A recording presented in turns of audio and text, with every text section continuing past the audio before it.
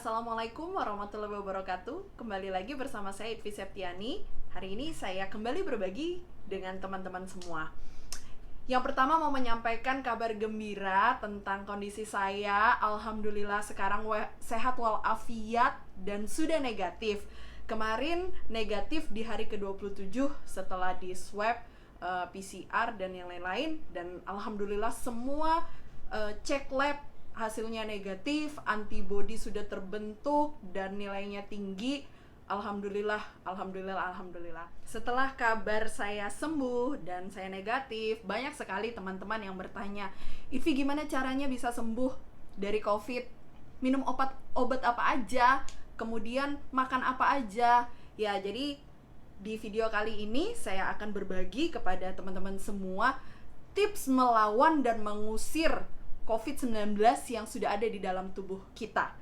Jadi ada 3 tips. Yang pertama, obat. Ya, jadi seperti kita ketahui, obat ini kan belum ditemukan. Vaksin aja masih dicoba-coba. Ya, jadi teman-teman, seperti kita ketahui, COVID-19 ini yang kena di tubuh setiap manusia memiliki gejala yang berbeda-beda. Misalnya saya yang saya alami itu adalah batuk yang luar biasa, kemudian ada flu. Tapi flu saya itu cepat reda. Nah, si batuk ini yang membandel. Akhirnya dokter memberikan resep untuk meredakan si batuk. Nah, jadi obat yang saya minum adalah obat dari resep dokter untuk meredakan si batuknya gitu. Nah, kemudian selain obat yang saya minum gitu, tapi obat ini benar-benar resep dari dokter ya, apapun yang dikasih dokter itu yang kita konsumsi. Jadi bukan dikatakan ini obat COVID, tapi saat itu adalah obat untuk meredakan si batuknya. Mungkin kalau ada yang demam, obat untuk menurunkan demamnya. Kemudian kalau ada yang flu, mungkin obat untuk meredakan flu-nya. Jadi seperti itu. Jadi kembali lagi kepada gejala dari setiap orang. Dan kemudian selain obat, dokter juga memberikan vitamin kepada saya. Jadi vitamin yang diberikan dokter itu saya minum, itu berupa vitamin D, kemudian vitamin B, kemudian juga ada zincnya. Itu yang saya minum. Dan tetapi karena resep dari dokter, vitamin itu ada batas minumnya gitu. Ya mungkin 4 hari, 5 hari udah habis. Lalu saya lanjutkan dengan mengkonsumsi vitamin secara mandiri. Nah, ada vitamin, ada suplemen yang saya konsumsi bersamaan saya mengkonsumsi resep dari dokter gitu. Jadi ini bagus banget. Kemarin saya dari hari pertama terkonfirmasi positif dan bahkan sampai sekarang gitu, udah sembuh, udah negatif, saya masih mengkonsumsi suplemen ini untuk menjaga imun diri gitu. Saya sangat percaya dan ini sesuai dengan kitab suci apapun di dalamnya ada menyampaikan mengenai lebah gitu. Jadi silahkan dibaca sendiri kitab sucinya masing-masing, ada kisah lebah. Jadi kutipannya kurang lebih bahwa lebah, apapun yang dihasilkan oleh lebah itu akan menjadi obat bagi manusia. Dan saya sangat percaya sekali dengan isi dari kitab suci tersebut. Ya, karena firman Tuhan, jadi saya percaya. Akhirnya yang saya konsumsi adalah produk-produk yang dari lebah. Yang pertama, saya mengkonsumsi madu. Sangat rutin sekali saya mengkonsumsi madu. Jadi kalau pagi bangun, minum air putih hangat, kemudian saya minum madu. Nah, ketika saya minum madu ini karena saya batuk, saya campur dengan air hangat supaya meredakan tenggorokan juga. Nah, ini madu yang saya gunakan. Ini madu clover honey. Ini luar biasa, bagus sekali madunya. Konsumsilah madu, ini bagus. Kemudian madu itu saya campur dengan propolis. Tuh kan, semuanya produk dari lebah gitu. Propolis saya campur, kemudian saya minum si air madu campuran dengan propolis ini. Selanjutnya saya minum suplemen yang lain, yaitu Propoelix, ini untuk imun.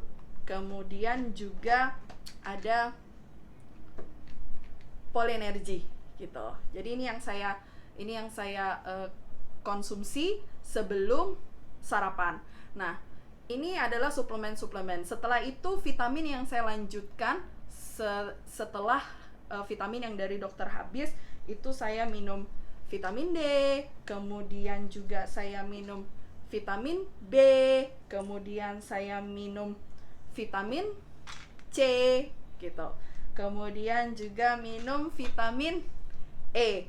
Pokoknya semua vitamin diminum, termasuk juga fish oilnya saya minum semua gitu. Karena ada beberapa teman-teman menyampaikan nggak apa-apa diminum aja fish oilnya gitu. Jadi ya itu yang saya konsumsi, vitamin-vitamin mandiri saya selama masa penyembuhan, proses penyembuhan itu. Yang kedua adalah makanan.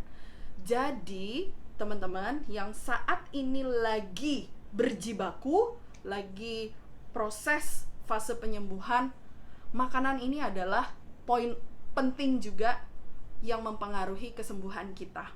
Kenapa? Karena indera penciuman itu tidak terlalu peka, mengakibatkan indera perasa kita akhirnya ya jadi kurang terlalu nyaman gitu. Efeknya makannya jadi kurang nikmat dan segala macam. Jadi makanan ini kita harus disiplin makan. Sarapan sesuai waktunya, jam 7 sampai jam 9, kemudian nanti makan siang sesuai waktunya, tepat waktu, jam 12 mungkin sampai jam setengah 2 gitu. Kemudian makan malam jam 6 sore sampai jam setengah 8 malam. Itu disiplin waktu makan. Lalu apa yang dimakan? Pola makan untuk orang yang lagi fase penyembuhan COVID-19 ini adalah TKTP, tinggi kalori, tinggi protein. Jadi udah yang lagi diet, yang lagi nggak makan karbo, yang lagi ini dan itu, udah deh kita kesampingkan dulu, kita balik lagi ke pola hidup sehat. Lakukan menu piring nasiku. Apa itu menu piring nasiku? Kalau zaman dulu kala itu adalah 4 sehat 5 sempurna. Jadi lengkap, ada karbohidratnya, ada sayur-sayurannya, ada proteinnya. Proteinnya saya konsumsi 2. Telur rebus dicampur sama ikan. Telur rebus campur sama daging. Pokoknya benar-benar tinggi kalori dan tinggi protein. Dan juga jangan lupa makan buah. Buah apa aja dimakan. Mau pir, kemudian mau lemon dicampur dengan air madu, boleh, silahkan. Kemudian pisang, makanlah pisang, pepaya. Yang rajin saya konsumsi itu pisang, pepaya, pir, apel, buah apa aja yang ada di rumah. Jadi itu dikonsumsi. Kemudian yang ketiga, poin pentingnya adalah stress management. Ini yang biasanya kita tidak sadari, karena banyak sekali faktor yang mempengaruhi stres kita. Mulai dari kurang istirahat, tidurnya kurang, kemudian aktivitas sehari-hari ini macam-macam. Kalau yang mahasiswa kepikiran dengan tugas kuliahnya, kemudian kalau yang pekerja mikirin tugas di kantornya, kemudian kalau yang pebisnis, pengusaha, dia mikirkan bagaimana usahanya itu terus berjalan, bagaimana menghasilkan, bagaimana menggaji karyawan, bagaimana bayar operasional dan segala macam. Pokoknya banyak sekali aktivitas sehari-hari itu ternyata bisa menjadi faktor yang mempengaruhi stres level kita. Kemudian juga sosioekonomi. Nah, jadi banyak banget gitu hal-hal yang mempengaruhi stres kita, dan kita perlu menyadari. Jangan sampai kepikiran yang terlalu, akhirnya kita nggak bisa tidur, nggak enak makan dan segala macam. Ketika ini terjadi, stresnya terjadi, efeknya itu mempengaruhi hormon kita. Nah, ketika stres akhirnya hormon-hormon yang baik untuk tubuh seperti endorfin dan yang lain-lain itu akan sedikit terhambat produksinya. Dan ketika hormon-hormon yang baik ini terhambat produksinya, akan menyebabkan perubahan imunologis. Nah, ketika ada perubahan imunologis, itu akan menyebabkan perubahan kondisi klinis gitu, berimplikasi dengan klinisnya kita. Makanya teman-teman semua, stress management ini penting banget.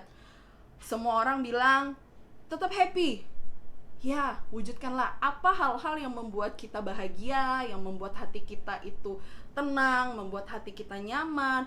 Lakukanlah kegiatan-kegiatan itu ketika kita dalam masa fase penyembuhan COVID-19 gitu. Solusinya, ini solusi dari saya, bersyukur dan berdoa kepada Tuhan. Ketika kita bersyukur dengan kondisi kita sekarang, hati kita menjadi tenang, hati kita menjadi damai, kemudian kita semakin dekat dengan Yang Maha Pencipta. Berdoalah, karena itulah yang paling dahsyat, obat yang paling tidak ada tandingannya. Lakukanlah itu. Jadi itulah 3 tips yang bisa saya share kepada teman-teman, gimana cara melawan si COVID-19 ini yang sudah ada di tubuh kita. Dan kemudian setelah kita benar-benar menerapkan 3 tips tadi, pengikatnya adalah disiplin. Pokoknya disiplin minum obat, disiplin minum vitamin, kemudian disiplin waktu makan, disiplin menu piring nasikunya, kemudian disiplin stress manajemennya. Itu dikolaborasikan. Tidak ada yang lebih penting, semuanya sama pentingnya, posisinya setara. Si obat setara, si vitamin setara, si makanan setara, kemudian si stress management ini setara, posisinya equal banget. Jadi ya kita harus menerapkan itu semua. Dan yang terakhir, ketika kita sudah negatif, kita sudah sehat, bukan lalu keluar rumah bebas, merdeka, nggak pakai masker, nggak pakai apa-apa. Wah, nggak begitu cara mainnya. Tetap terapkan 4M+. Jadi 4M+. Ini versi saya nih, 4M+. M yang pertama, menggunakan masker. M yang kedua, mencuci tangan. M yang ketiga, menjaga jarak. M yang keempat adalah menghindari keramaian atau kerumunan orang. Dan apa itu plusnya? Plusnya adalah menerapkan pola hidup sehat. Ya, menerapkan pola hidup sehat yang tadi di dalamnya ada tips-tips saya. Stress management, makan, berolahraga, kemudian minum vitamin. Ya, jadi itulah jurus jitu yang bisa saya share kepada teman-teman semua. Saya berproses dari sebelum positif menjadi positif, kemudian berperang melawan si virus ini yang sudah ada di dalam tubuh, dan hari ke-27 akhirnya negatif, dan kemudian saya menambah 10 hari melanjutkan isolasi dan siap untuk kembali beraksi di luar dan tetap menerapkan 4M+.